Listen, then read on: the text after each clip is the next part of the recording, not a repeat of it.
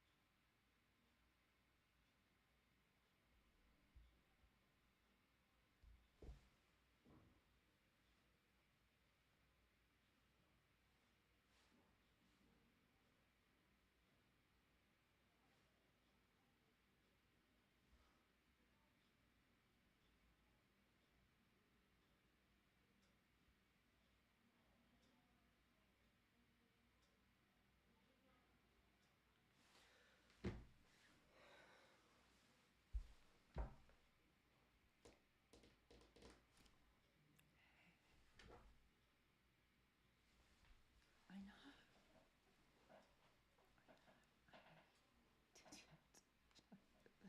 It's fine. Today I'll figure it out. I'll figure it out for next week. It's just. No, in a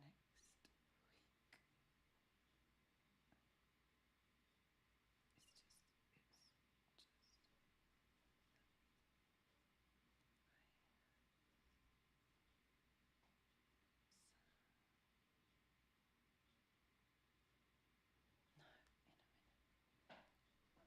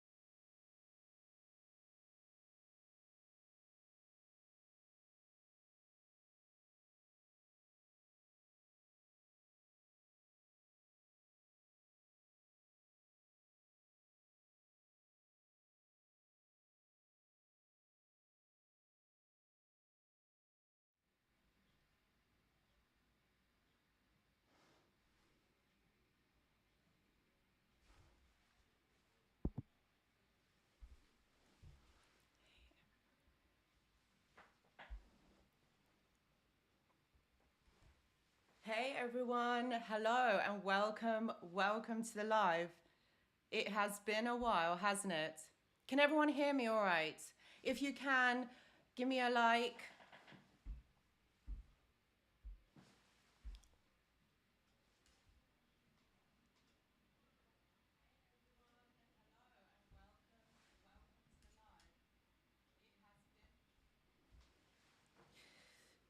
So guys, this has been a while. It's been a while in preparation, basically. I have been working on this behind the scenes, but anyway, we are here now. It's been a while, like I said. Why don't you guys, in the chat, why don't you tell me where you are all from? It'd be so nice to hear from you, to see where you guys are watching from. Sorry, I'm just setting some bits and pieces up.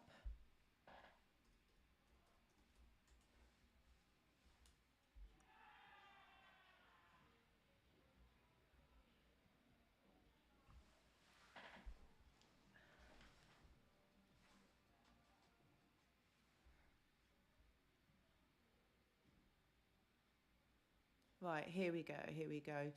Sorry. Okay, so guys, let me know where you are in from. It's so nice to see. Oh my goodness, you are from all over the world. This is amazing. Thank you so much for tuning in to watch the live. This is so amazing. So today, guys, we are going to be talking about the most unbearable situation for a narcissist. I'm sure that all of you want to know what that is.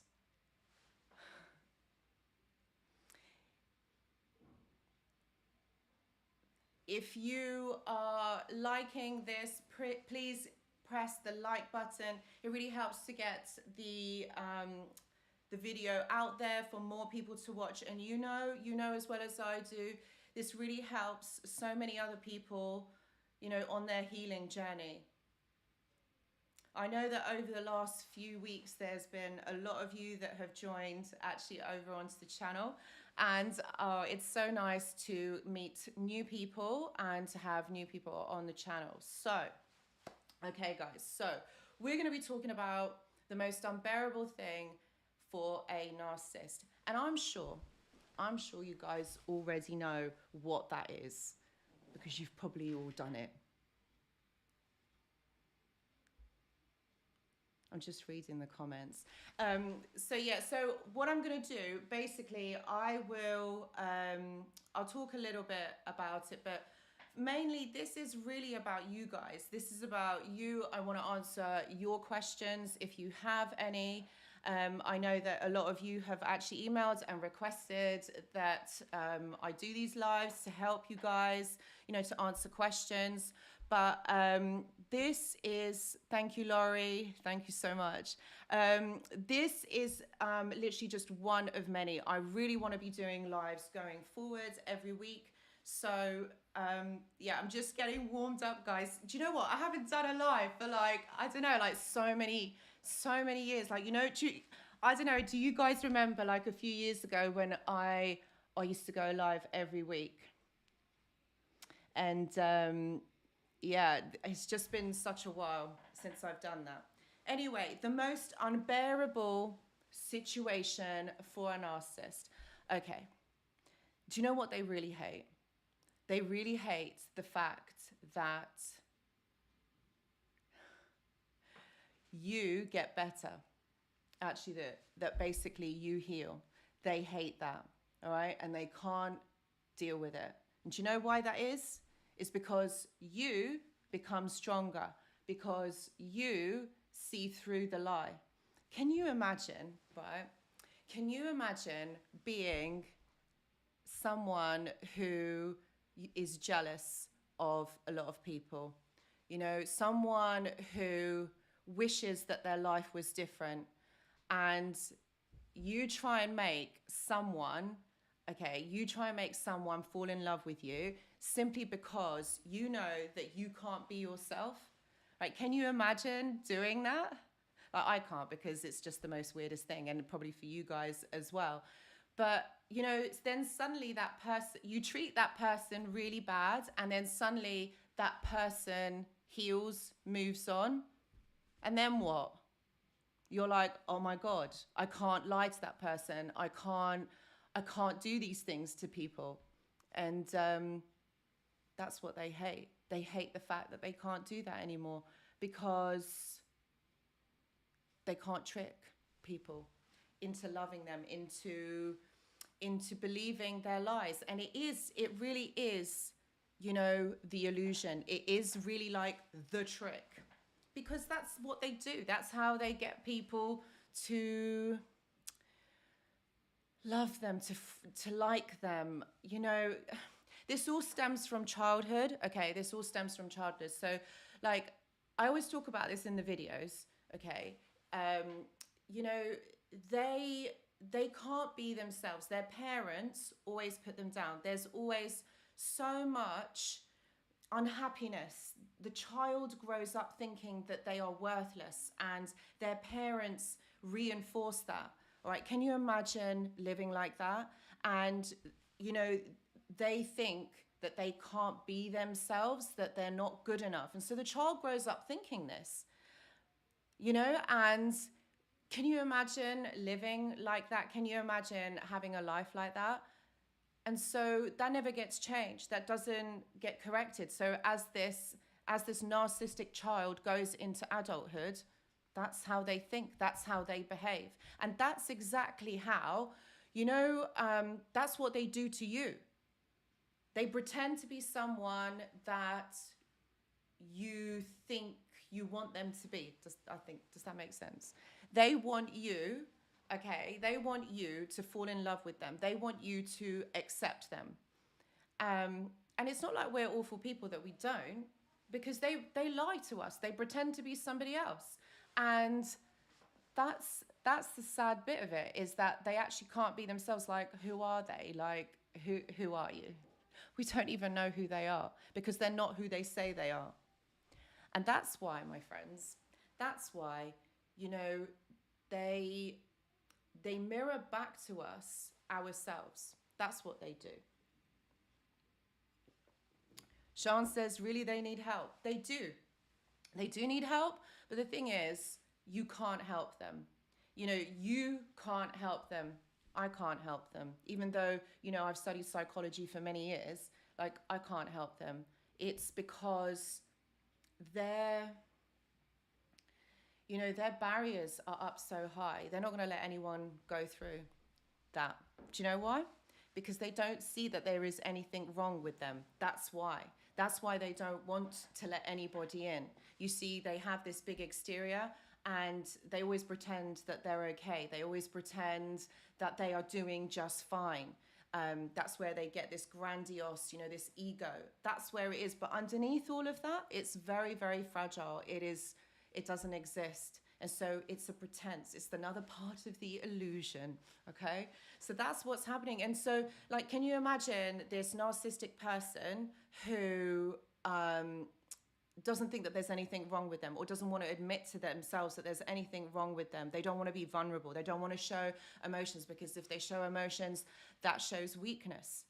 All right. So them coming to therapy, or them coming, you know, to help them, it's just, they can't do that, because they usually, what they try and do is they try and get onto the therapist side. It's very much about power. It's about so that they feel that they are in control, and so they wouldn't be able to accept that someone else is controlling the situation.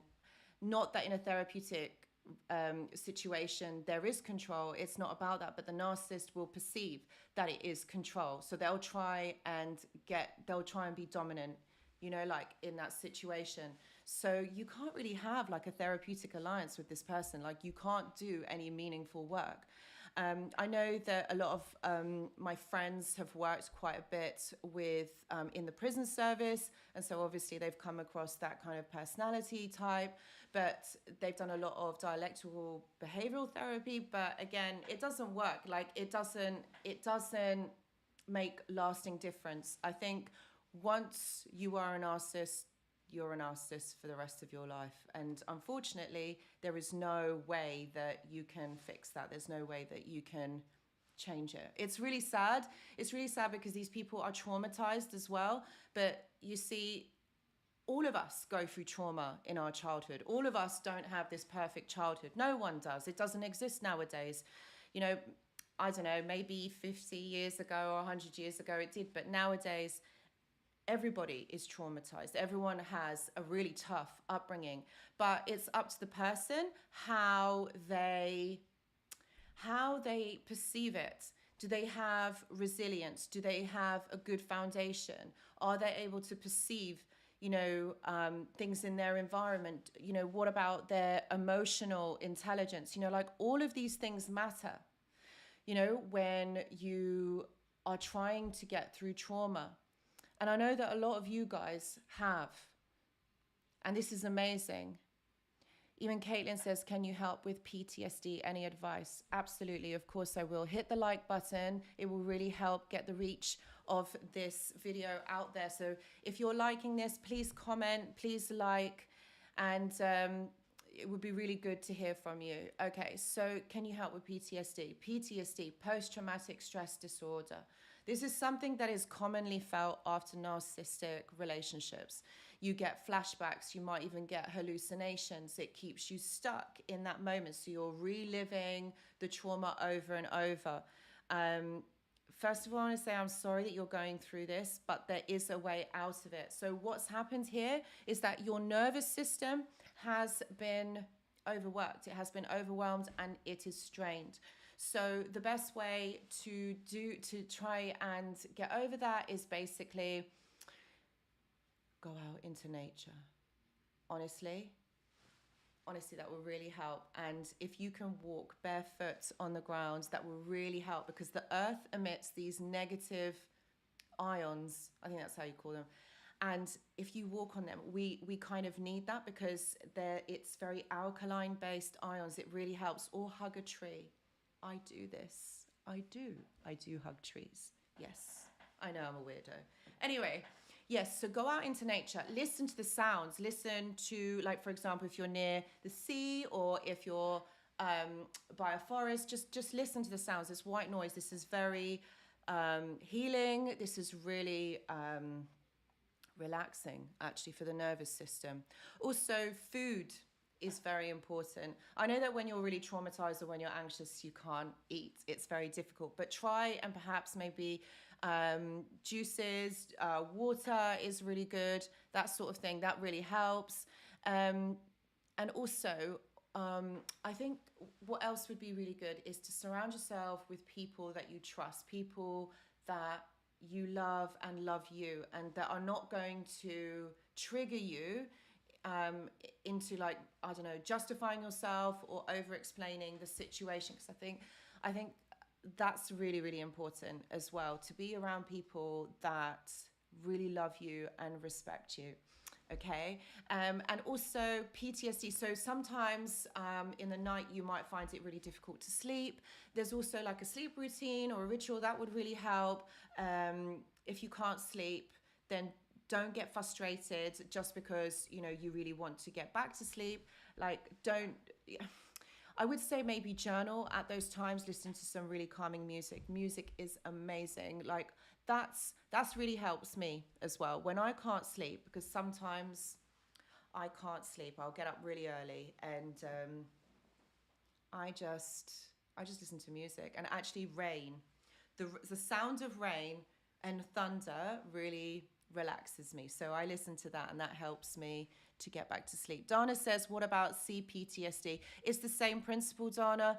Like, again, what PTSD and CPTSD means is that your nervous system has been overstimulated. So it means that your body is working really hard to make sense of what has happened. And this is exactly what happens in these dynamics. Like, your body and your mind is trying to make sense of that experience. So you're not in that survival technique, it's survival mode anymore.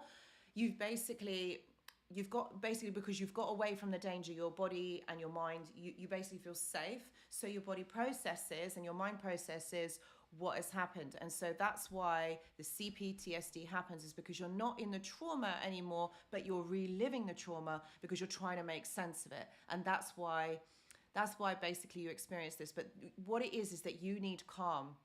You need calm around you, because that really helps.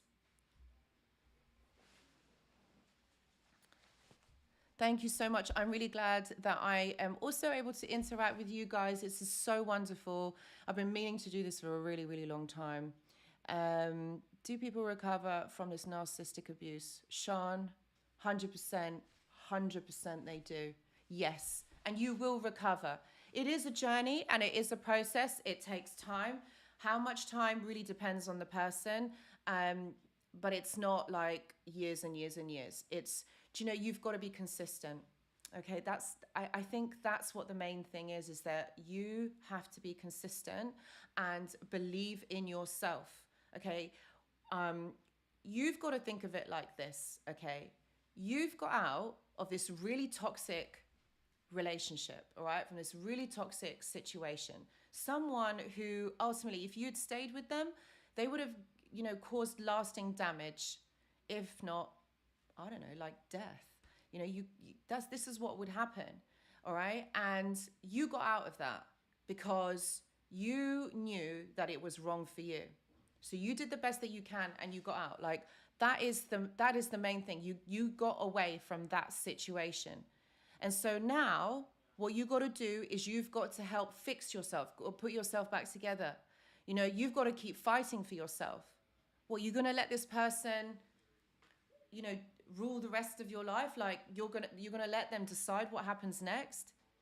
No, you're going to fight for you. You're going to heal from this and you're going to put these things in place because you got to fight for your life. This is your life. Okay. You have one and you don't get that time back. So you've got to make the best of it, the most of it. And so there's certain things that you can do that will really help you, all right? That will help you to get through this. I think the first thing is understanding what you have gone through, educate yourself, watch videos.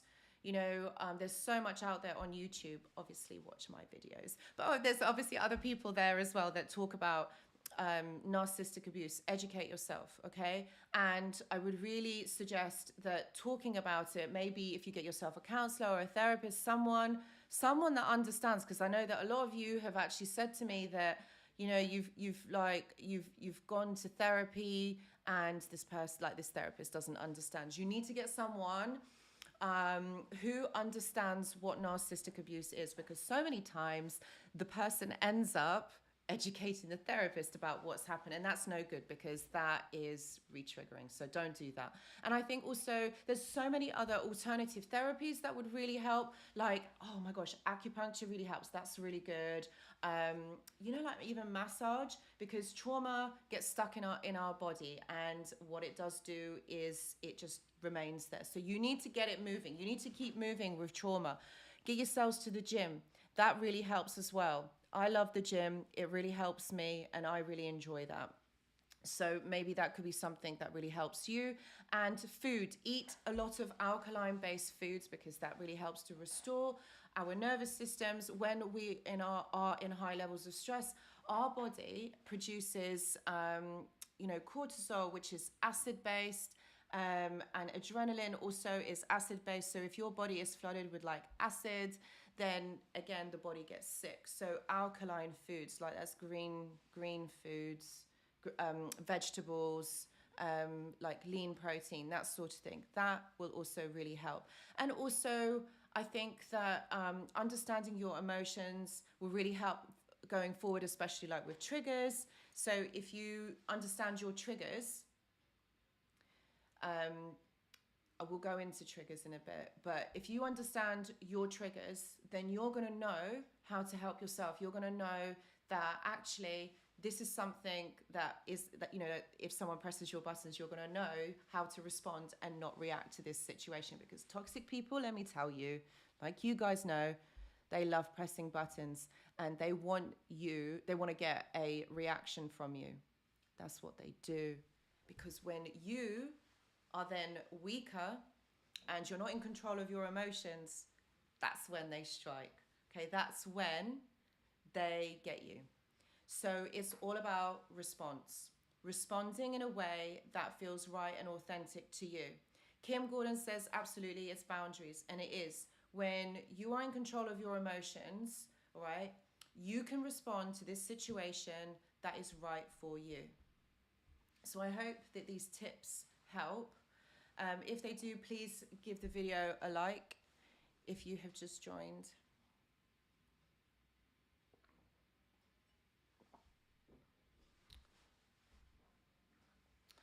So, and that leads on actually really nicely to what the narcissist hates the most is you healed, you seeing through them, you seeing through the lies. That's what they hate. Tony says, why are they so spiteful after they have discarded you? Oh my goodness, of course they're going to be spiteful. They want to hurt you. They want to bring you down. You know, they want to get everything that they can out of you. Do you remember what I said at the beginning of this live?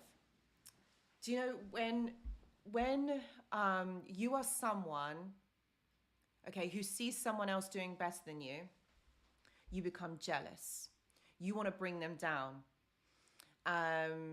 You want to affect them in some way. You're not on their side. You don't want to help them. You're not, you're not for them. Like, do you know what I mean? Like they don't want to help. Because how dare you do better? Like, oh my God, how can you do better? Because they've got to be the ones on top. They're the ones that have got to do better all the time. They can't take it that someone else is. And so then comes this competition, this hierarchy, that they've got to do better, that they've got to be on top all the time. So Tony, the fact that, they are being spiteful to you after discard, this is normal. This is exactly what's going to happen. You'll probably get a smear campaign. They'll probably tell other people what you're like. They'll spread lies about you. That's what they do. They want to put you down so that you stay down, so that they feel on top. They feel better than you. It's all about this hierarchy, and I talk about this quite a lot in the videos. It's about them feeling better than you, because that's how they get their kicks. That's how they feel better about themselves. There's a lot of people out there, actually, maybe not necessarily narcissistic, but they're toxic, where they have to put other people down to make themselves feel better. Or when someone is doing better than them, they feel really jealous. And jealousy, jealousy is a really interesting emotion that we all feel. I'm not going to sit here and say that I haven't or I don't. I have, or I have felt it. But it's a feeling, or it's an emotion of lack, something that you can't have or you don't have. That's what jealousy actually is. And so when you sit in that emotion, when you sit in that belief, you're going to attract more of it. You're just going to think that you're not worthy enough, or you're not good enough. You can't have that. That's what jealousy is. It basically means someone has something that you don't have. So what is the point? For a narcissist, this serves them well. And this gives them the ammunition to do the things that they do. This gives them the justification that they can behave the way that they do towards you. That's why they do it.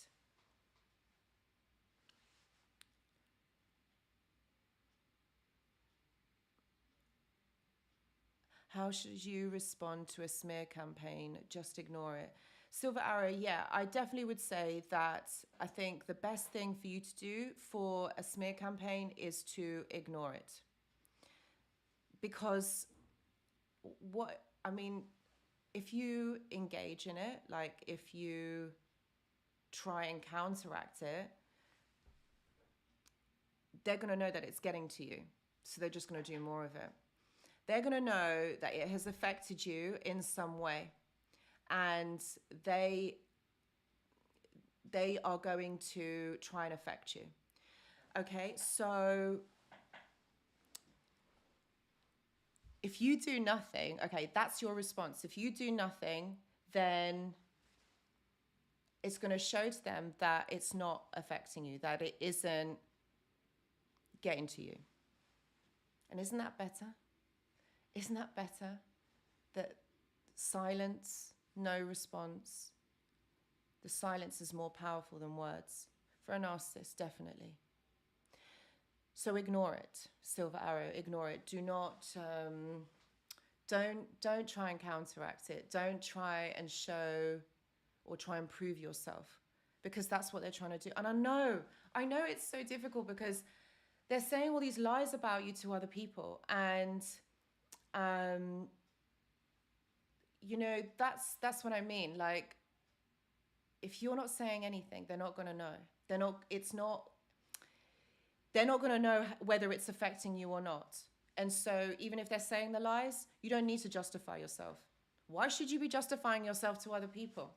What for? And who are these people? Are these people your friends or the narcissist's friends? What's the point? Like I said, your life is your life, and you've got to get better from this. But if you're going to constantly lower, you know, your power, your energy, you know, trying to justify yourself, and what are you doing it for? What? So that these people can like you?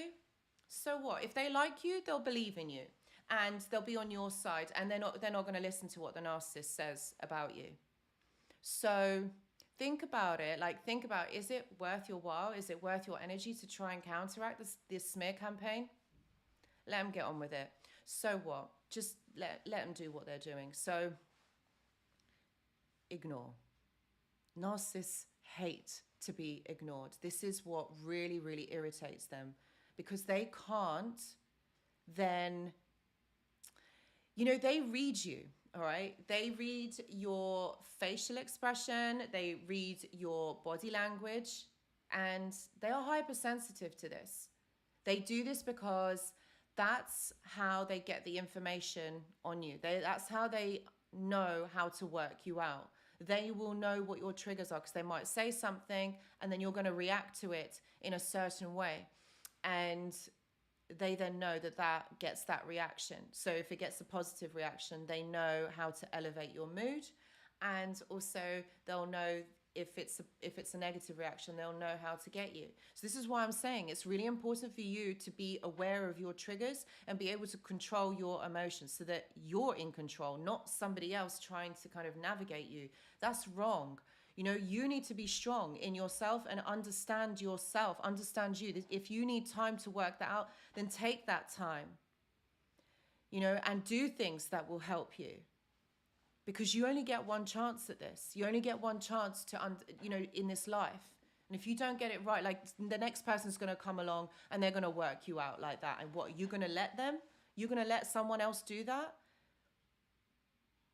There are a lot of people out there who pretend to be someone else, who are not who they say they are. So it's really important that, and they're not necessarily narcissistic, but that's how people gain your power and take that energy from you.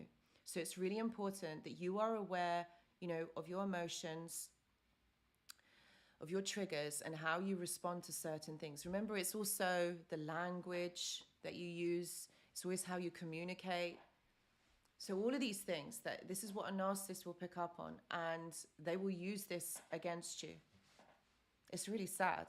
And of course, at the time when this was happening, you didn't know. Like, how would you have known? You didn't know this was happening. But now that you know, now that you're on the other side, think about it. Like, how are you going to make yourself stronger? Like, how are you going to get past this? You know, like, you have to be so aware and trust. Don't trust everybody. Okay, trust is earned. Sean says, I guess there isn't much you can do anyway, and these people are mentally ill. Yeah, they are. They have a personality disorder, an undiagnosed personality disorder. It's really hard to diagnose narcissism, because I think the DSM, the statistics manual, I don't even think that the way that it's written, or the diagnosis isn't clear. And there's so much more, because do you know what? Like, if you ask anyone what is a narcissist, do you know what they'll say? And I'm sure this, you've probably heard this. Someone who loves themselves and looks at themselves in the mirror. I mean, what?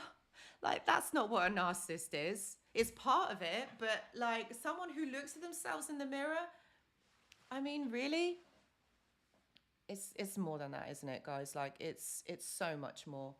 And I think that the way that people don't understand it unless you've been through it. And I think, do you know, I think now in society, I think it's becoming more apparent. Like I do think that it's coming more into light, but there's still so many people that don't understand it, who are being affected by the covert nature of it. I think the way that you would know, like if you're, being abused by a narcissist, is how they make you feel. I think that's what's so important, is how that person makes you feel. And what is coming up for you, like, are you feeling good? Are you feeling positive? Is this working for you? Are you questioning yourself? Do you not feel good about yourself? Is this person putting you down? Is this person making you question yourself? And I think that's a massive red flag. Like, how are you feeling inside? Do you not feel good?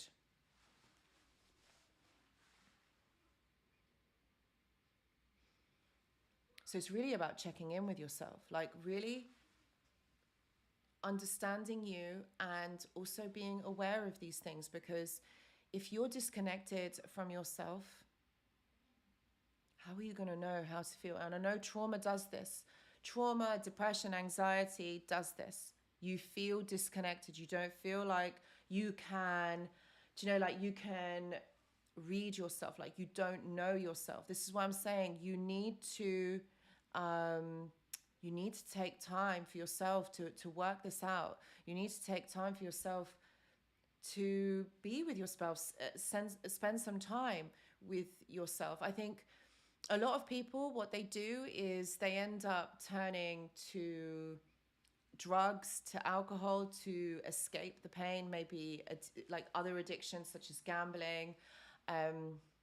What other addictions are? Yeah, like, substances, whatever, like to do anything just to escape what they are feeling. And,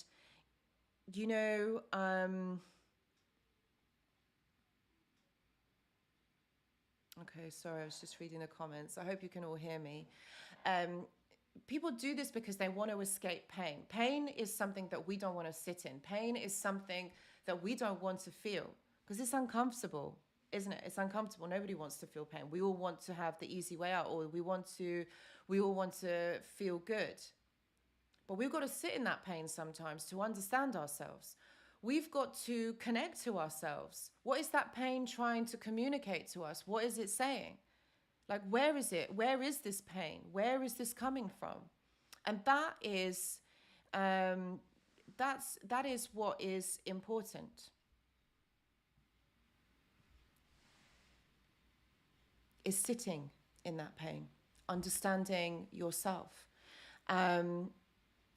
And really that's what therapy does, because you talk through it, you trying to work through what's going on.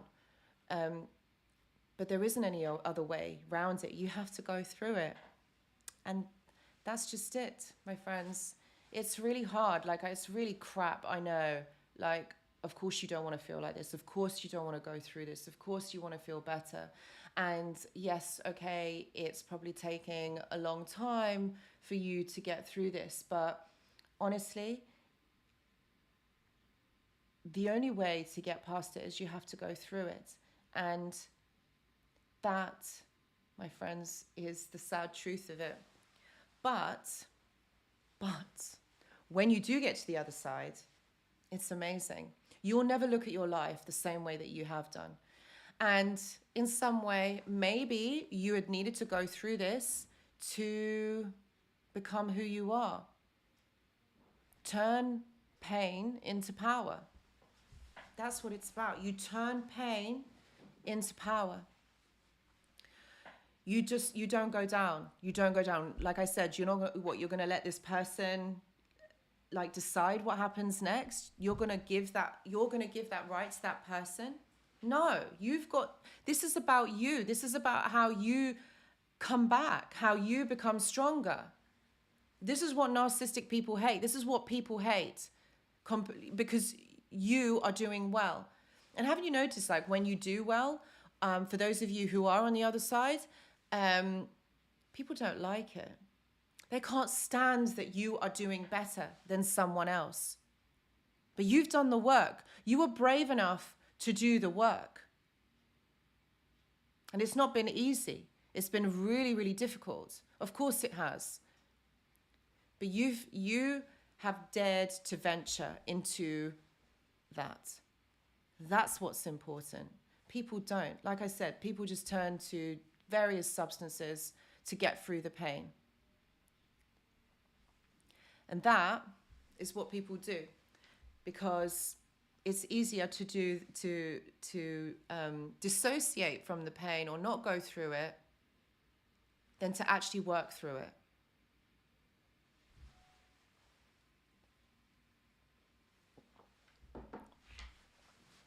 So that's what narcissists hate, is the fact that you're getting stronger, the fact that you're, moving through this trauma that they have done, that they have put you through. And I am sure that they would look at you and think, oh my God, so this person managed to get through it. Because what the narcissist does to you, okay, is just a reenactment of their childhood. So whatever has happened in their childhood, they just do to you. So their parents would have done that to them when they were kids, and they are then doing this in the relationship with you. Or if you have narcissistic parents, they would just be behaving or treating you the way that they were treated. So they don't know. They do know that it hurts you because they can see it visibly, but they just don't care. They think, oh, because it's been done to me, I'm going to do it to you. Because why should I have to go through it and not you? And that's how it works. That's what I mean when I say, oh, how can that person be doing better than me? I've got to be the best. It's been, it's like it's been done to me, so I've got to do it back to you. And that's where their happiness comes from, is when you're sad or when you're hurting, when you're crying. They love that.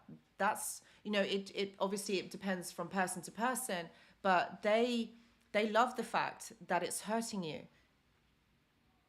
Can you imagine being like that? Can you imagine being a person like that? Like, you take pleasure in watching someone else's pain. I don't get it. But when you have been conditioned like that, when you have been brought up like that, anything is possible.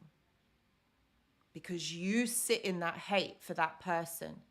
So when the narcissist, okay, looks at you and thinks, wow, you know what? This person has healed. I have put them through so much, and this person has healed. They've got through it. They're doing really good. They're going to hate that. They're going to hate the fact that you have got better. How can you get better and they still stay in that misery? They're going to hate that. That's going to really bug them. That's going to annoy them. It is a pretty bad way of living your life, but that's how they do it, because they don't know any other way. This is stems from childhood. Their childhood was broken. Okay. And so if as a child, I'm sorry, I'm going to go into the neuropsychology of this now, right? As a child, okay, your brain develops at such a fast rate because you're learning so much about the world around you. Obviously, there's different developmental stages. So for a narcissist, for a child, okay, you learn a lot about emotional development. That happens usually around the ages of 7 and upwards becomes emotional development. Okay, so think about it, when your parents are telling you that you're not good enough, that there's a lot of commotion, there's a lot of chaos, there's a lot of, like, you're surrounded in hate in your home, right? There isn't a safe space. So this child never feels safe within their own home, within themselves. So they quickly learn that they've got to pretend to be someone else, because who they are at this moment is not good enough. It's not serving their parents. And a child, as you know, all they want is they want the love from their parents. The child loves the parents unconditionally.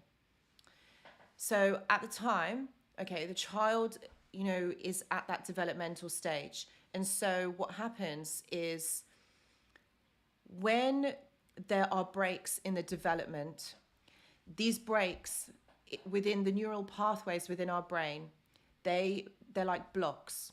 And so what happens when you've got like a neural pathway and then you're met with this block, the block is the trauma.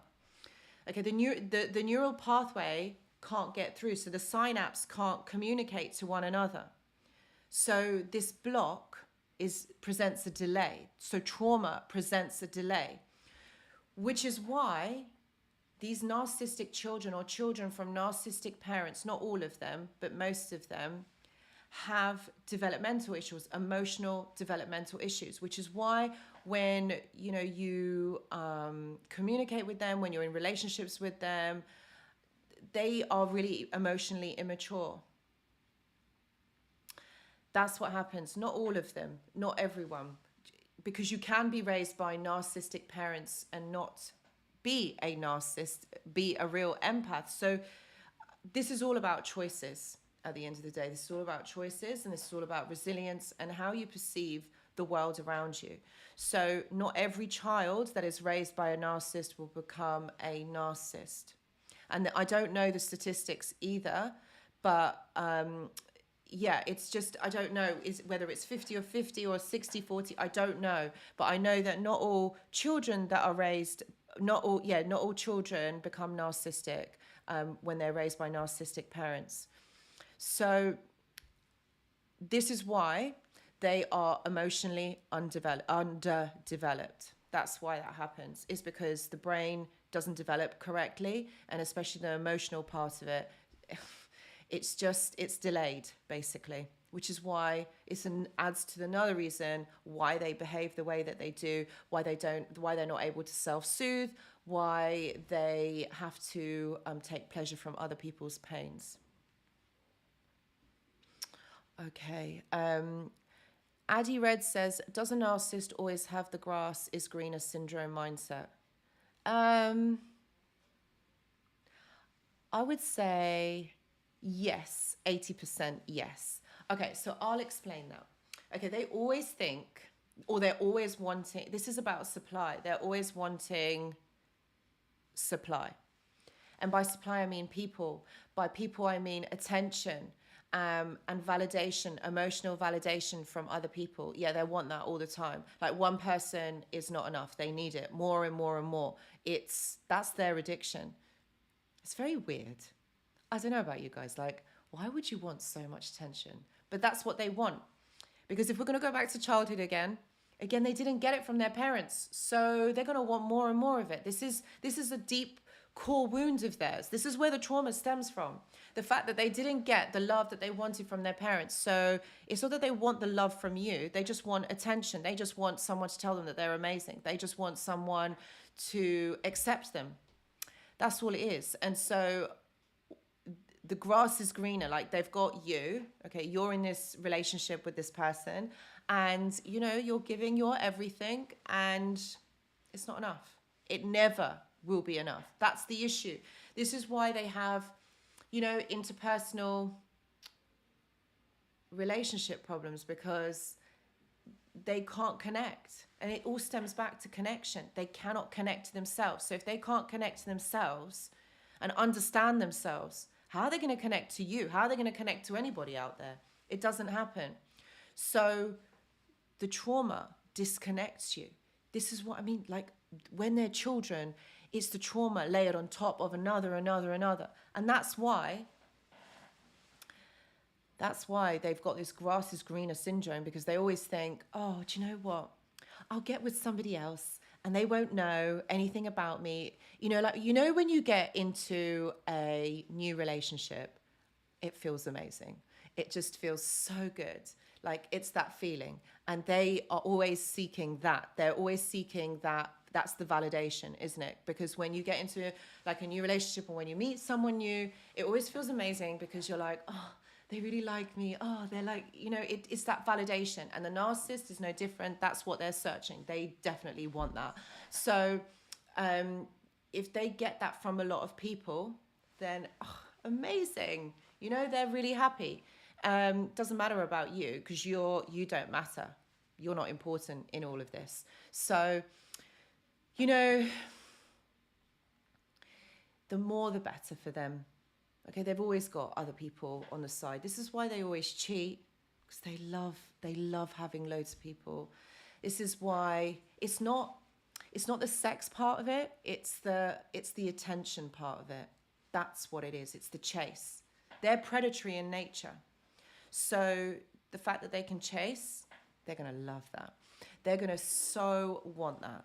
And that's why you've got the grass is greener syndrome, because they always think that it's better elsewhere. They're not going to work on the relationship with you. They're not going to try and fix anything. That's why. So I hope that answers your question. Oh my gosh, great. We got trolls. There's one there that says dating something. That's not, okay. Okay. So if you can just ignore that, that would be great.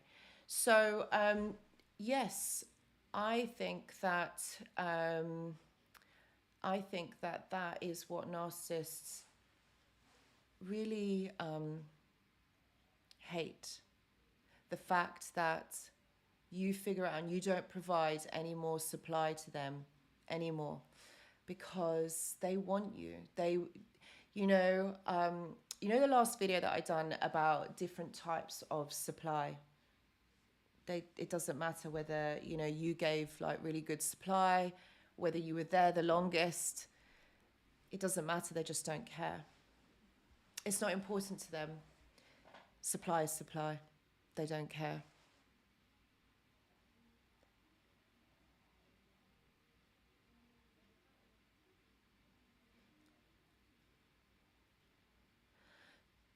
Why do they come back to you then? Okay, why do they come back? Narcissists come back because they want to see whether they can still get supply from you. They want to see whether you can still give them attention. That's why they come back. Not because they've realized that actually you were the one, that they loved you and that they have changed and they want to make everything better with you. No, that is not what's going on here. They don't care. They don't care about that. All they care about is whether you're going to give them supply, whether you're going to give them attention, you're going to make them feel good. And once you do that and they get bored of you, they'll move on to the next one. That's why I always say, like, narcissists are people collectors. They just collect people all the time. You know, and so that's why sorry, I got to charge the laptop. That's why they come back. Because they want to see if you will give them what they want. Do not all narcissists want power and wealth? Yes. Do you know why? They want it because it gives them resources to be able to do what they're already doing. That's why. Think about it. Money, you're able to get things. You're able to acquire things. It gives you freedom. So when you have a lot of money, they perceive it as power. So that's why they want a lot of money, because it gives them power. And if you have a lot of money, they perceive that people respect you. So what if you've got lots of money? It doesn't mean that you are going to be respected. But narcissists do think that. Narcissists want that. So these are resources for the narcissists, and they want that. And so they're going to go out and get that. That's why you see them in a lot of high-powered jobs. That's why you see them in like in a lot of positions of power, because they can control people. They like to tell people what to do. So yeah, it's very, very important to them to have money. But it's an illusion, isn't it? Money is an illusion. It doesn't get you where you want to be. And it's funny because most of them are so motivated by money. Like they so want it. The thing is, when you want something so badly and you just can't have it, it's money, okay, is a mindset. It's an energetic exchange. It's about perceived abundance. If you feel like you don't have enough money and you have money, you're always going to see yourself as poor. You're always going to see yourself as not having enough. You're always going to be in that lack mindset. And narcissists usually are, because they always see themselves like, oh, they're jealous of others, or they're kind of hypersensitive to how other people are perceiving them. They're always worried that, oh, is my lie going to come out? Like, is someone going to know that I've lied? What did I say to that person? Or what have I done? If you're a liar, you've got to remember what you have said. So you've got to have a really good memory if you're a liar. So you got to remember what you have said to people. So for narcissists, they're not really that smart. So you can always catch them out. And so, yeah, for them, acquiring money is about power. It's about status. It's about telling other people what to do. Nashella says, I hope I said your name correctly. I am from Mauritius. I've always watched all your videos, and you are honestly helping me by listening to your videos. It's like divine. Oh, that's so wonderful. Inspirations. You tell exactly what is true, color, narcissist nature. Thank you. Thank you so much. I'm really glad. Mine runs his own business. Once I got police involved and disappeared off the face of the earth, I couldn't get rid of him. Yeah, because, do you know why, Sean? Because you showed boundaries. That's what you did. You showed boundaries, and that's why he didn't like that. That's why he kept coming back to see if he could still affect you. That's what they do. Do you know what? Like, I don't get it. Like, I've been talking about narcissism for a few years now, like, and I still don't understand why people behave like that, why they do that. But if you really think about it, right, if you look at a narcissist, right, they're adults, okay, in children's, they are children, oh my God, they are children in adults' bodies. That's what they are, because they're so emotionally immature. They're like children. So if you look at their behaviors, if you look at the way that they react to things, it's like how a child would do it, right? So if a narcissist is going to come back, and a narcissist is going to come back, they want something from you, don't they? They want something from you. They want to see if basically they can affect you, if basically you will still love them, if basically you would show them some love. That's what they're doing it for. It's like there's no other reason. It's because the narcissist didn't get that love from their parents, or they didn't feel accepted, which is why they had to pretend to be somebody else. That's why they do it. And I think for us, we kind of see that, we see their inner child. When you're in relationships with narcissists, you see their inner child, and you see that actually how broken this person actually is, and you want to help them and you want to fix them. But you realize that in doing that, you are breaking yourself, and that there is no way of fixing this person. You just can't, because they don't want to be fixed, because what they do gets them the results, gets them what they want.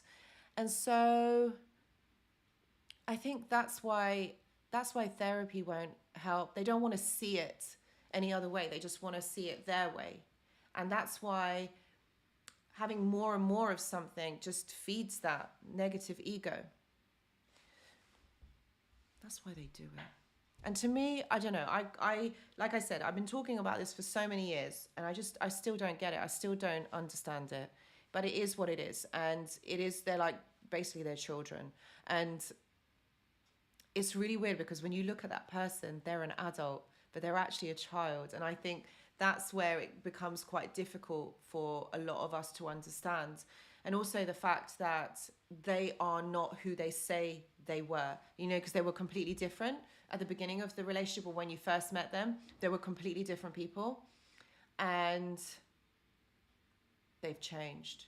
They changed throughout this relationship. And I think for us, like when you meet that person, like when you're, in that relationship with that person, you think, how is it possible that there are like 2 or 3 people in this one person?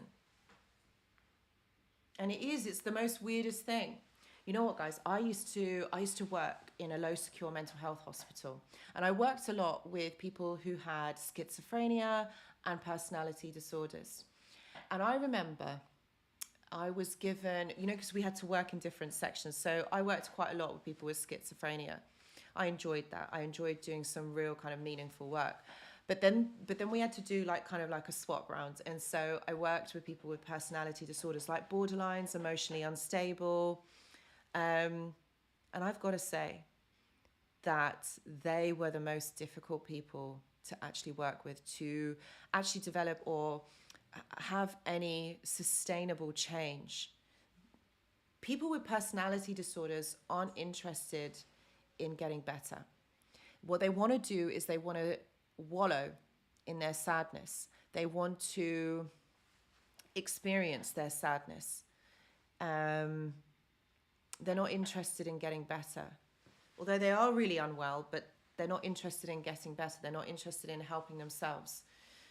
Because if you are getting the reactions, if you're getting your needs met by supply, from another person, and it's getting your needs met, why would you want to change? Like, why? There's no point. You're getting everything that you want. So these people with narcissistic personality disorder, it's all about that energy exchange and emotion. Can they affect you? If they can affect you emotionally, they're winning. That's all they want. They want to know that they can control your emotions, because then they feel powerful, because they're in control of another person. And if you have money, you control others. Can you see how this works? It's literally about control. It's about feeling powerful.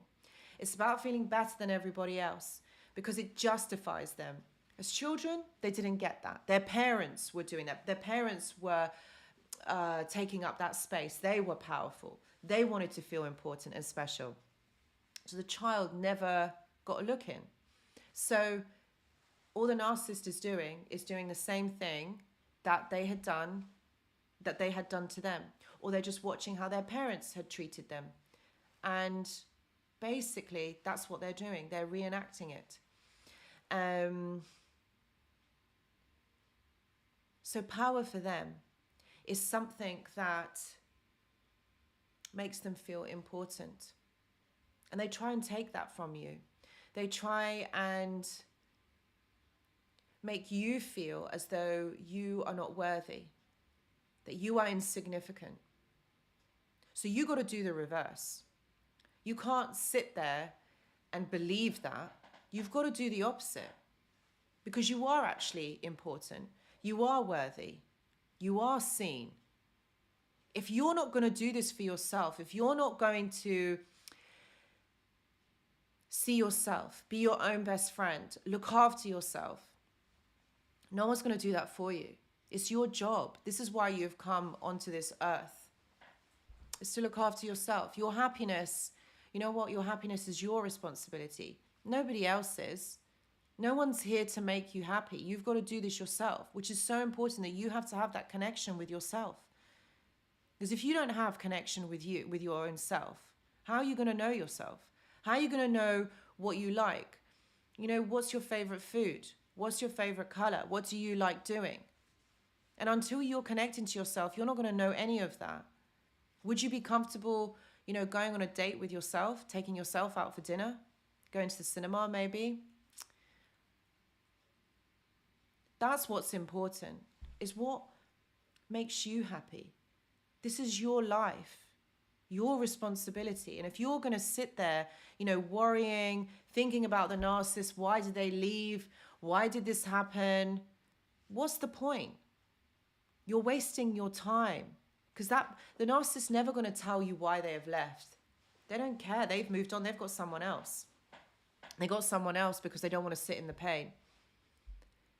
Whereas you know, you're worrying, you're thinking, and this is the same like when you're in a trauma bond. You know, I understand that being in a trauma bond is so, so hurtful. And, you know, you don't want to feel it, and you're feeling triggered all the time. Guys, the one thing that will really help for you to move past this is connection to self. This is what you've got to push through, right? You've got to push through the trauma and this pain, because it is yours for the taking. It's your life. You've got to get through this. You cannot allow the narcissist to take you down like this. I mean, who are they anyway? Think about, you know what I always say, like to my clients, think about what your life was like before you met the narcissist. What did you do? Who were you as a person? What did you enjoy doing? And really connect to that child, really connect to that person. Because that is who you are. That is essentially the foundation of you. Like, for example, I love horse riding. Okay, and I haven't done it for a really, really long time. And so I was away earlier this year. I can't remember now. It wasn't when I went to Greece. It was before that. And I think I'd gone with my sister. And I was just talking, we were talking about childhood. And I said, oh, do you remember when I used to ride? Because my cousins had horses. And I said to her, do you remember when I used to... Thank you so much, Ponies Pics, Mitch. Thank you so much. You can catch them, call them out, and they still won't admit after you move on, and they reach out, say they've changed. They will never change. You can't reminisce on a few good times. Oh my God. No, Mitch, you're right. You can't. Absolutely. Of course you can't, because what's the point? This person, what, for a few good times, and then the rest was bad? What's the point? It doesn't exist. It's fake. So this is what I mean. You've got to connect back to your childhood. And mine was horse riding. So do you know what I did? I think you probably guys have seen either on my vlogs or on the stories that I try and go horse riding at least 2 or 3 times a month. I just love it. I really do. And for me, it's what I used to do as a child.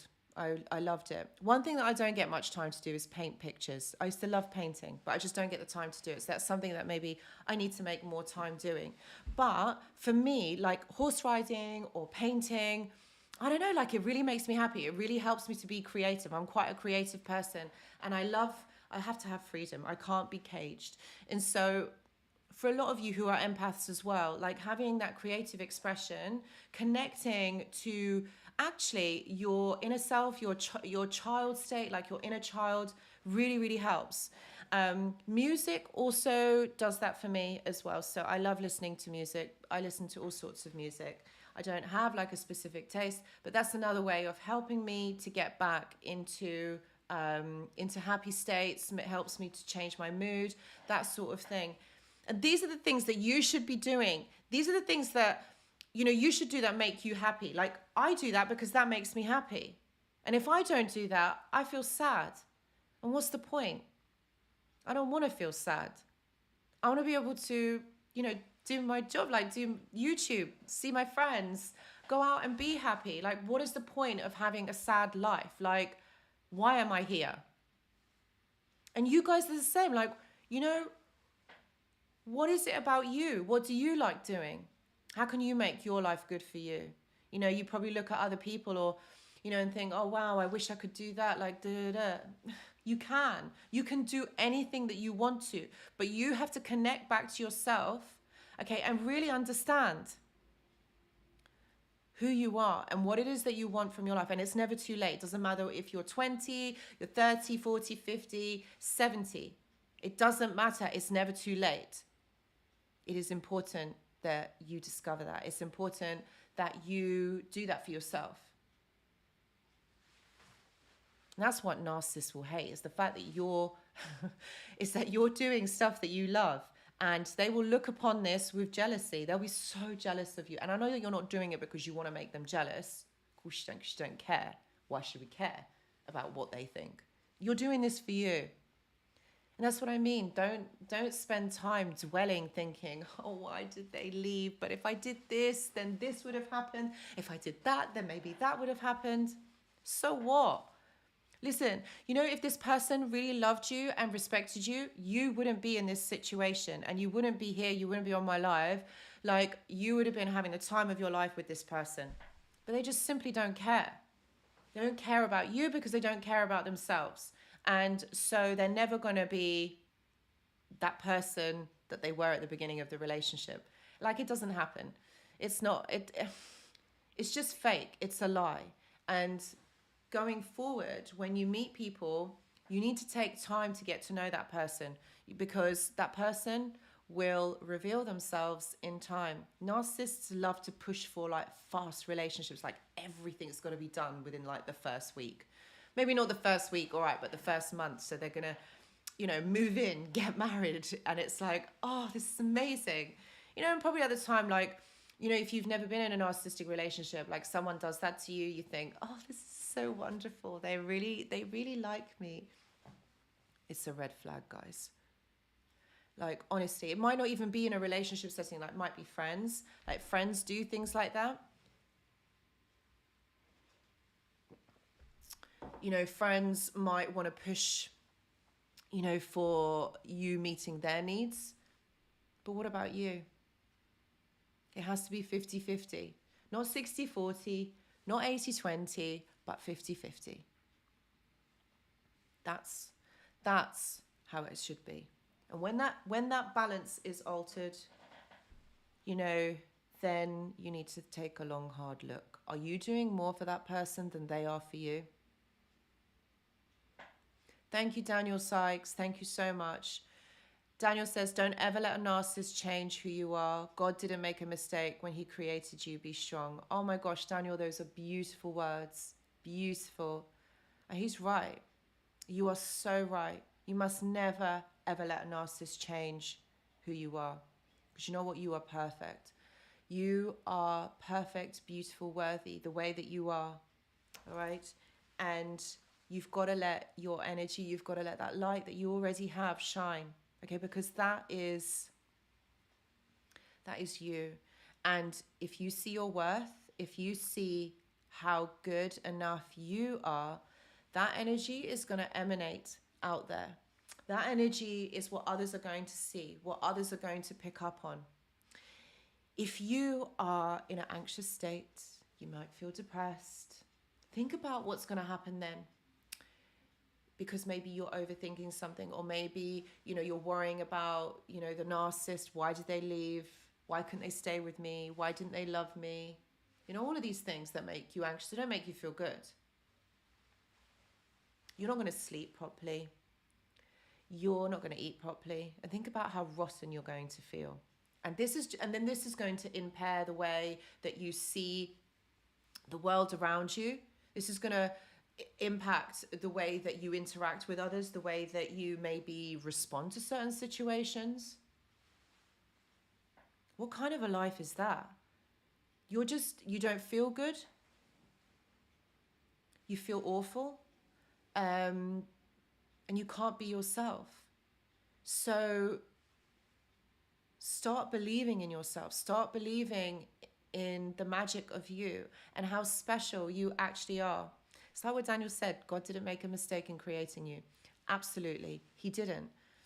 So celebrate that. Be you. Connect back to yourself. And this is what actually, what my book is all about, what I'm writing. It's all about the connection back to self.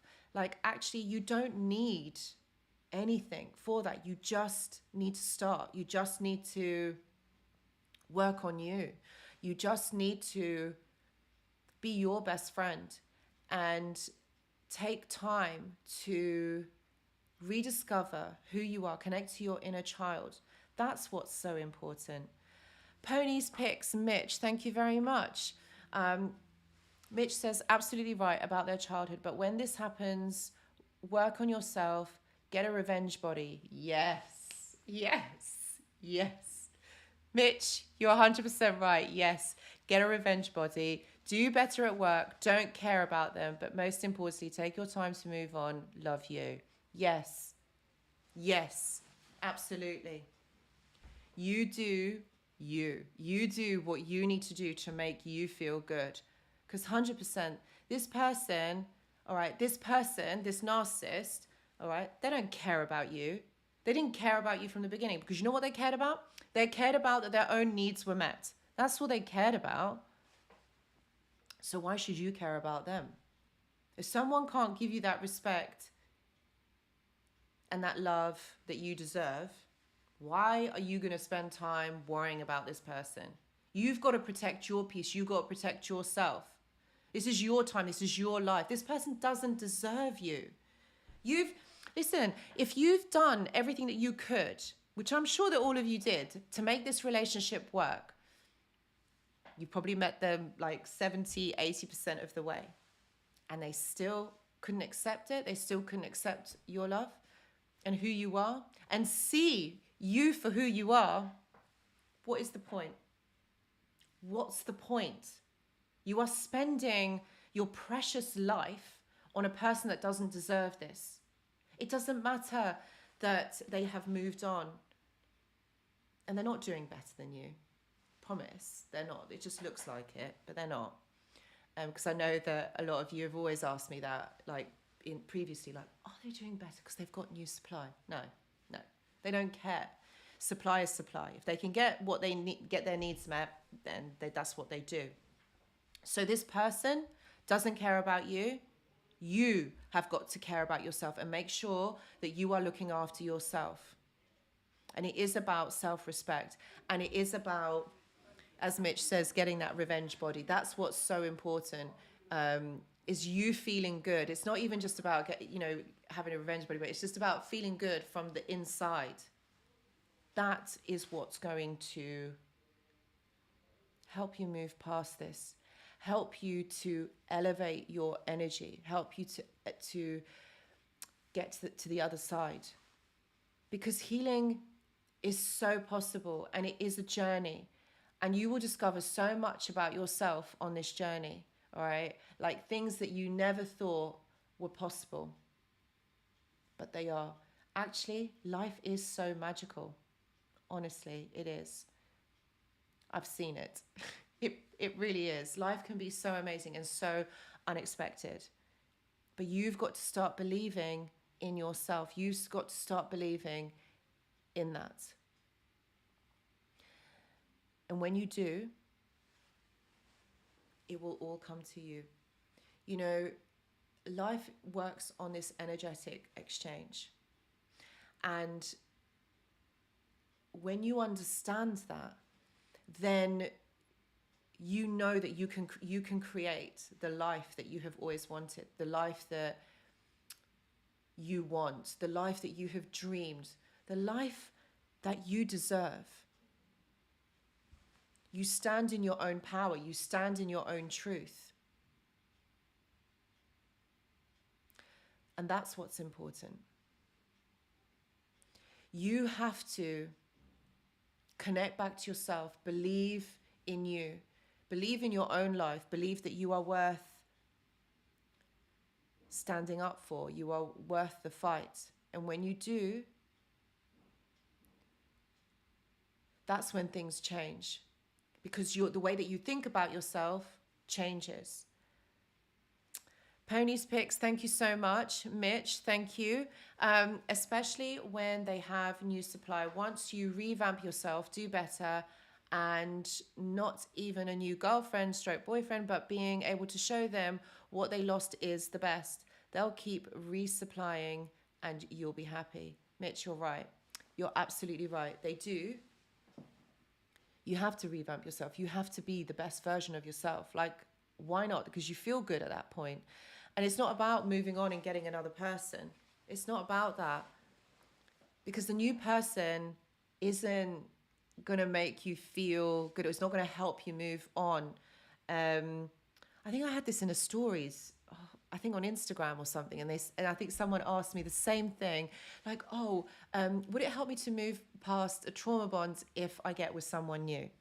And I was like, no, no, it doesn't work like that. It's the dissociation or the disconnection. Like, you don't want to feel the pain, but like I said, you've got to go through the pain to be able to feel better, because there isn't another way that this works. You've got to go through this to get to the other side, and you've got to go through that pain. I know it isn't comfortable and it is crap, but it's the only way, because you connect. Because think about it, like, you get to know you get to understand yourself, and that's what's important. You only have to do this once in your life. And as Mitch said, you're able to show them what they lost is the best, because you are the best. You've always been the best. But it doesn't matter, because you're not there to show them anything. You're there to show yourself that you are good enough and that you will get through this. And if you really think about it, narcissists don't ever really move on. They don't really ever learn about themselves. They never really ever get better, because they believe that supply is plentiful and it's everywhere, and they think that people are interchangeable, so they can just get rid of you and get somebody else. That's what they think. They think that that's what's so important. But you've got to see it from what it really is. Just because they've gone and they've left you behind, let them. You don't need them. Actually, it's a blessing in disguise that this has happened, because now you have the time and the brain space to get yourself better. Heal through this and get yourself better. And that's exactly what Louise said. The relief of not having them around once you're healing is so good. Yeah, because you've got, do you know what? Their energy is not affecting you anymore. They're not siphoning that energy from you, which is why what I always say is, like, remember, life is an energy exchange, all right? It's however you feel about yourself is what you're going to attract more of. And once you realize that, you can create the life of your dreams. You really can. You don't have to feel stuck. You don't have to feel trapped. You don't have to feel like you can't have something, because actually, if you start seeing things in a different light, like, for example, maybe, I don't know, you might feel, gratitude or grateful for the life that you do have. Like, you look at things around you and you think, oh, do you know what? Maybe it's not so bad. Maybe this is okay. Like, maybe that's fine. Thank you, Tony. Thank you very much. And you look at, you look around and you see your life and you think, okay, like, maybe it isn't so bad. Like, maybe I can, maybe you can move through this and think about, like, what do you want to attract into your life by being grateful? You see things for what they really are. And, gratitude is a big kind of help when you're trying to manifest things into your life. Manifestation works. It's a real thing. And I'm sure that a lot of you have actually probably seen this, or probably have understood this, the dynamics of this. But really, it is. And, when you look at the physics side of things, of life, and the way that things are, it's proven in the physics. I don't know what the word actually is, but physics talks about the law of physics. That's it, the law of physics, and the law of energetic exchange. You can have the life that you want. It's not impossible. It so can happen. So guys, if you have joined recently, it'd be really nice if you were to like this video, comment below as well. Like this video, it will help to get the views and distribute the information out there to other people. If you have found this helpful, please do give it a big thumbs up. Thank you.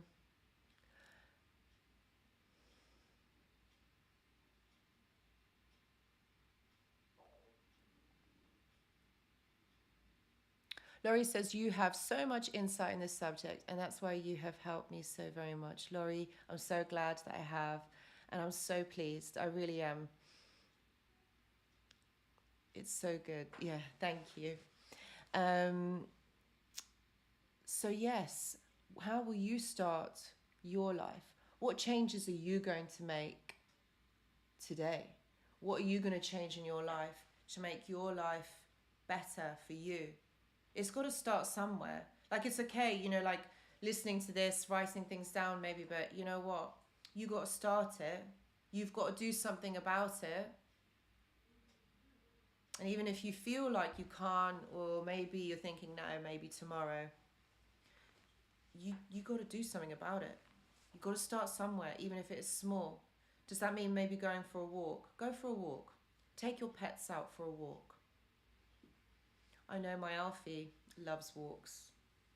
But recently, because it's been raining, he doesn't walk in the rain. So I can't take him. But anyway, you guys go for a walk.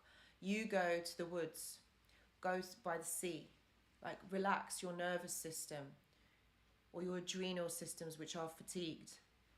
You need to get that white noise. You need to get that energy, like that positive energy that comes from nature. Hug a tree. I do. I do.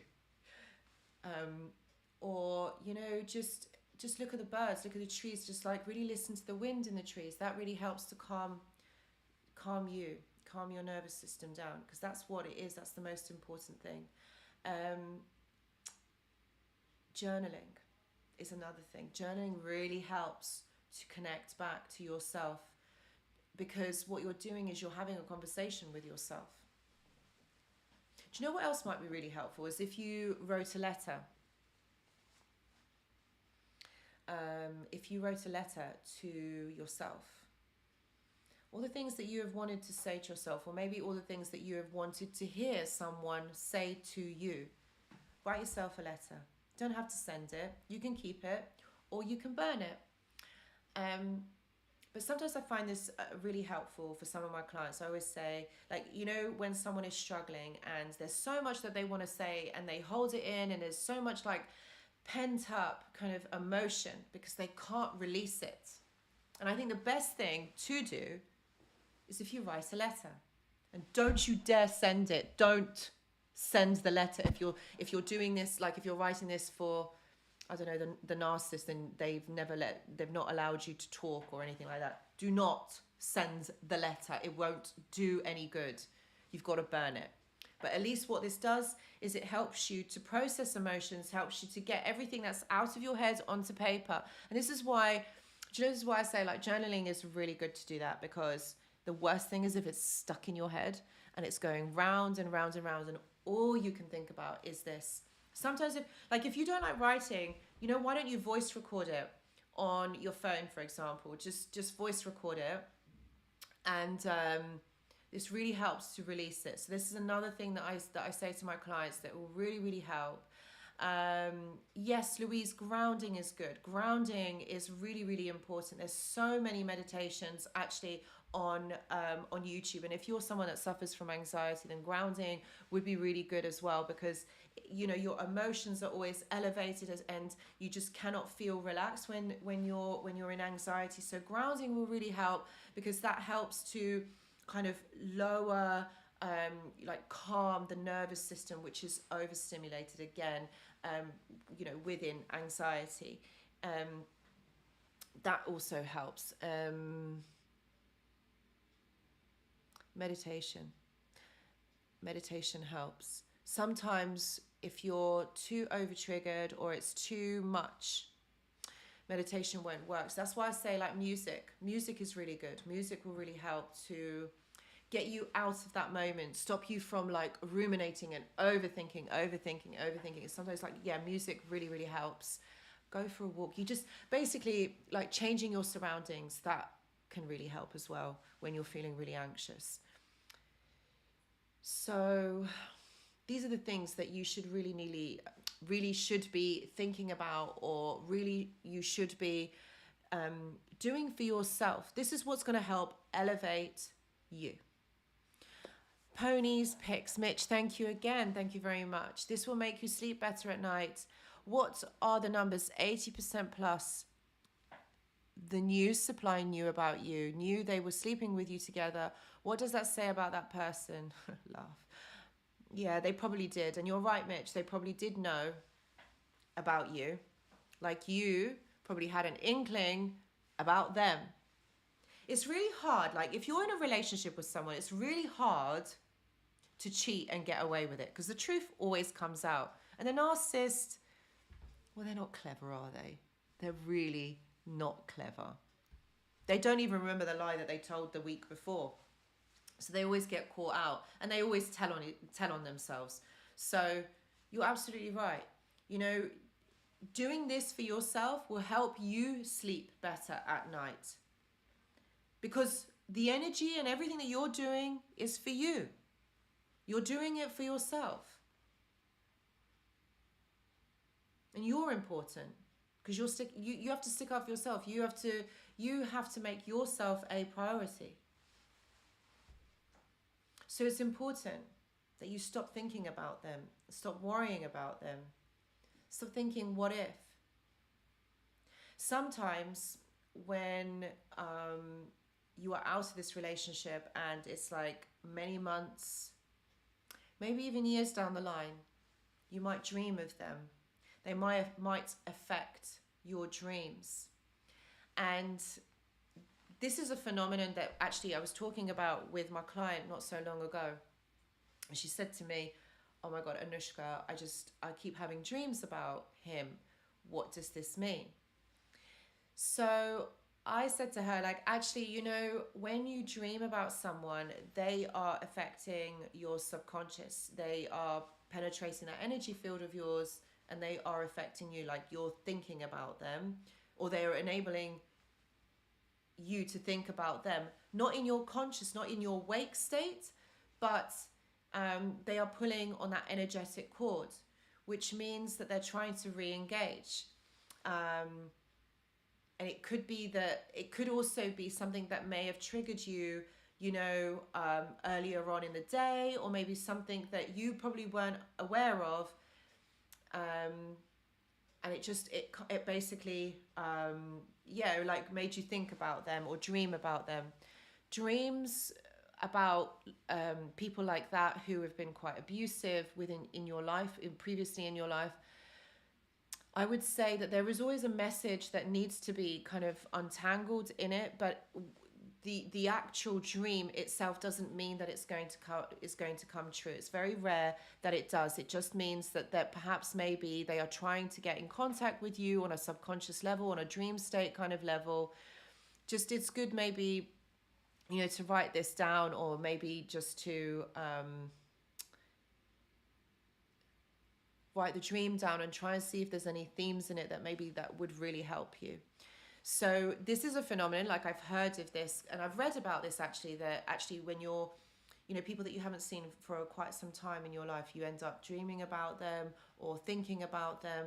It doesn't mean that you need to contact them. It just means that they are perhaps maybe trying to contact you on a subconscious level. It could be also a re-trigger. Sometimes it takes a while for us to work through our triggers and kind of to really understand them. So don't be afraid, guys. Maybe it doesn't even happen. Maybe it won't even happen to you, which is good. So I'm pleased about that. Narcissists also don't like the fact that you get on with your life, like you live your life, and that you're not thinking about them, that you're not, that they are not your priority, or that you are not giving them their attention and the things that they need. Even though you're not in a relationship with them, they still want you to think about them. So they will try and do certain things to try and get that contact. Maybe they might email you from a weird email. Maybe they might set up, no, actually, let me rephrase that. They will set up fake accounts to watch you. They will try and affect you in some way. They will try and perhaps maybe, I don't know, like go through other people to get some sort of contact with you. They do try and haunt you. You're right, Hava, Muhammad, they haunt you too. They do haunt you. Because they see that you're doing better and they want part of that energy. They want your energy. They don't want you. They want your energy and what you can give them, how you can meet their needs. That's what they want. It's not anything else. It's not that they've realized that they need to come back to you and that they have changed. It's because you have changed and you have done better. That's why they do this. They want something for free. They want something that you are not willing to give, but they think that they can have it for free. So they hate the fact that you get better and that you move on. Because deep down, actually, they don't get better. They stay in that state of being. That's another reason why they don't like you. That's another reason why they want to get back with you and have, you know, that validation. Thank you, Pony's Picks, Mitch. They'll wish you the best when you move on. They will. I don't think they will wish you all the best. They don't want you to move on. They feel like, you know what? They feel like you're their property. That's what they feel. They feel like you belong to them and that you don't deserve to have anybody else, which is why they want to affect your life in some way. That's why they will hate it, that you will move on. They won't allow it. They'll be very angry and they will try and affect it. They'll try and sabotage it if they can in some way. Even though they've got somebody else, they will try and do that. This all stems down to their attachment disorder, which I talk a lot about this. The attachment disorder is that they can't attach to you in a healthy way, but they also can't detach from you in a healthy way. So they always need to know how they can affect you, or they need to know what you're doing. So this is why they watch you. Not because they want to come back, not because they feel that, you know, they have worked on themselves and that there's going to be this successful relationship. Let me tell you guys, there is no successful relationship with a narcissist. It always ends. You can't be with somebody like that. Someone who has interpersonal problems, attachment issues. Why would you want to be with somebody like that? Someone who cannot meet their own needs, who cannot do anything for themselves. They're always relying on other people. They're always wanting to get it from other people. Why would you want to even give that person the time of day? You are the one that's important. You are the one that you need to be giving your energy and your time and your precious effort to, not them. They are concerned about meeting their own needs and how other people can supply that to them. They really will affect your life if you allow them to. And I know that going no contact is not always possible for everybody in every single situation.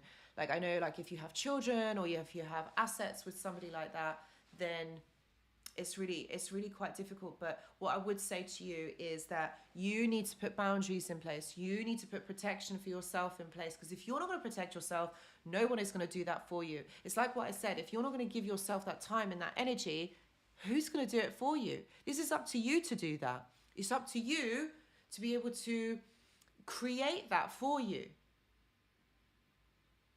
So you have to protect you. You have to give yourself that time in that space. And if you still have to be in contact with the narcissist, then you've got to look at this like a business deal. All right? No emotion. You just answer the questions that are to do with your children or are to do with your assets. You don't go over and above.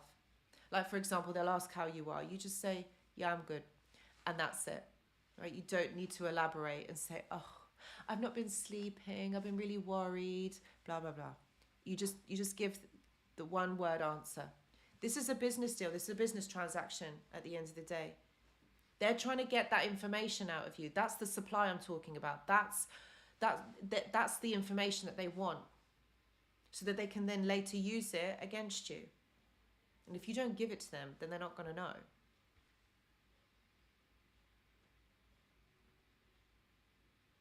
It's really difficult when you're in a trauma bond and you have children with the narcissist and you know that you still have to see them.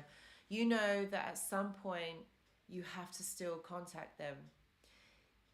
It's really challenging because you know at some point that they're still going to be in your life because you've got the children. But you really have to restrain yourself from giving more than what you need. They're never going to give you closure. They're never going to validate you. They're never going to tell you what you need. Like, they'll tell you what you want to hear, but they're never going to give you what you need. There's always going to be a price to pay. There's always going to be an agenda behind it. There's always going to be, what's the word? There's always going to be something behind it that's going to suit them, that it's going to benefit them in some way. So instead, think about you and how you want your life to get better, to improve. How do you protect yourself? How are you going to get through this? The narcissist is going to disappoint you. They're going to create chaos in your life, in your children's lives as well. How do you protect them from that? They're never going to explain themselves to you because they don't want to take responsibility. Why should they? They left. That's it. It's done. Yet they still want that supply from you. Can you see what I mean? They're like, take what is not rightfully theirs. So they steal from you. They invalidate you. They lie to you.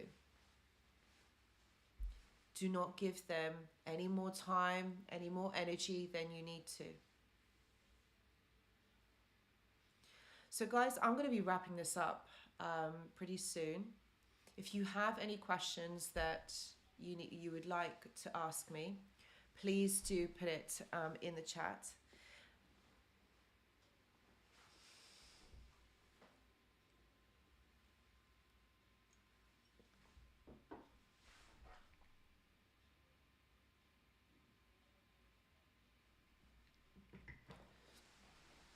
If you have liked this live stream, if you have liked this video, please do give it a thumbs up. It will help others. It will help it to increase its reach to others. If you have found it beneficial, again, please press the like button, donate. I'll be really grateful. Thank you so much. Is it possible that a narcissist didn't become one from the narcissistic parents, but from external factors? No, they become a narcissist from their parents. It's environmental. They've learned this behavior from their parents. Do you think a narcissist can truly love anyone? No. No, they pretend to love you, but they don't, because they have an attachment disorder. They also have, they're not able to connect to others, so they have, oh my gosh, what's the word? Sorry, I hate it when this happens. They have interpersonal relationship problems. That's what the word I was looking for. Interpersonal problems, that they can't connect to others. They can't understand. They can't perceive emotional cues. They can't understand others. They perceive others in a really negative light. So if you have these issues, if you have this happening to you, how can you be in a relationship with someone? How can this be a healthy relationship when you're always looking for someone to always give something to you? That isn't love. Love is reciprocated. Love is respect. They can't do that. Thank you so much, Laurie. Thank you. I really appreciate that. I asked him if he loved. Can a narcissist ever be happy or make somebody happy? No, they are never happy. No, they don't make any other people happy. They don't make themselves happy. They are not happy. They like it when somebody else is in misery and they're making somebody else cry. They love that. They love the fact when they have a lot of supply and they're getting a lot of tension. They like that. But happy is felt truly within. When you're feeling it truly within yourself, okay? It's an inside job. So when you're a narcissist and you can't connect to yourself, how do you feel love? Like, I mean, how are you going to feel happiness? It doesn't happen like that. You've got to be healthy. You've got to love yourself first. You've got to be happy with yourself first, and then that emanates from you. Can you see how all of this is energy? How all of this is all about energetic exchange? You can always tell like, you know, when you go out and, you know, like you're out, I don't know, in a shopping mall or you're out in the park, you can always see who is happy. You know how you can see? Because of their energy. Their energy changes. Their energy is so bright, so light, so vibrant. That's how you can tell. So no, they are never happy. What if they apologize later down the road? Is it possible it can be authentic, or that it re-idealized to test you? It's to re-idealize to test you. They're not sorry. They don't mean it.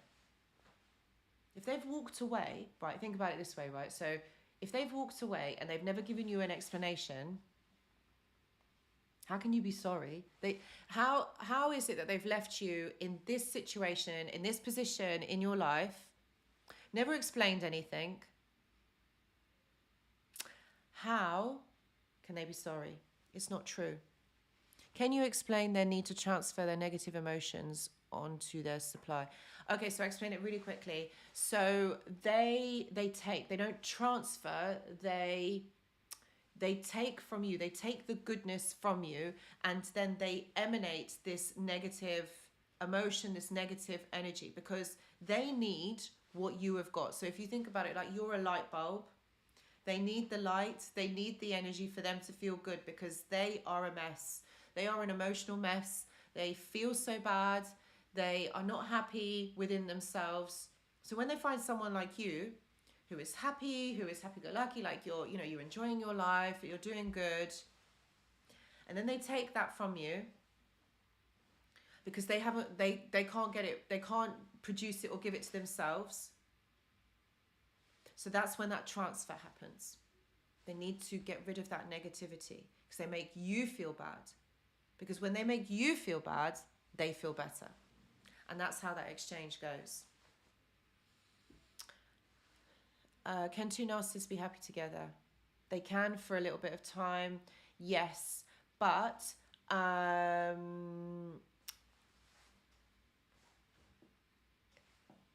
both of them, okay, are going to need supply. And both of them are not going to be able to give it to one another. So that's why the whole thing just falls apart. There's never any longevity in it. It doesn't last for a long time. It's just, it just happens for a little bit. And it can be quite explosive. It can be quite good. You know, there's obviously a lot of sexual chemistry and whatever in the beginning of that relationship. But, yeah, it just doesn't last. Does narcissism and alcoholism go hand in hand? Yes, 100%. Yes, it does. I'm not saying that all alcoholics are narcissists, but it does emanate those kind of traits, those narcissistic traits of being selfish, thinking about themselves, wanting attention, wanting their needs met. But not every alcoholic is a narcissist, but narcissists do tend to take substances to help them feel better or help them escape reality, definitely. Okay, I'm just going to answer the last few questions here. Soon, no friends already.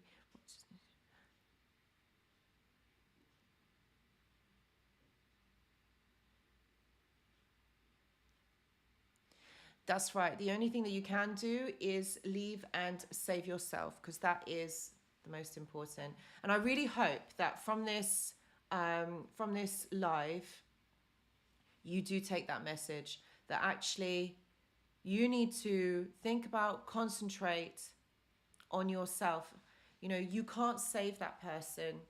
There was nothing that you could have done or something that you should have done that would have changed the outcome of that relationship or of that situation. It was always going to happen. That was always going to be the end result. It was always going to end. You can't fix it. You can't heal it. It just doesn't work. So instead of putting all your energy and effort into something that is already dead in the water, think about yourself and make sure that you give yourself the best life possible, the best experience of life, because you deserve that and you are worthy and you are seen. So on that note, guys, I am going to end it. I'm going to end the live. Thank you so much for all of you for watching. I will be releasing more videos over the next few days.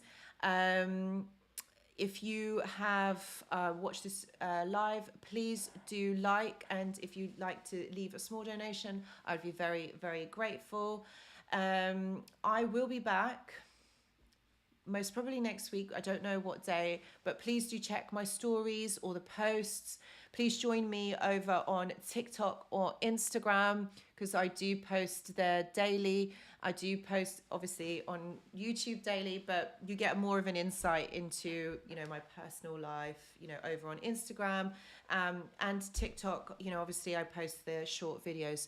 But thank you so much, guys. I really hope, honestly, from the bottom of my heart, I really hope that this has helped you guys to think about this differently. Hopefully it's inspired you to, you know, live your life your way. I think that's most important. And thank you so much for watching. And I will see you in the next live. Bye.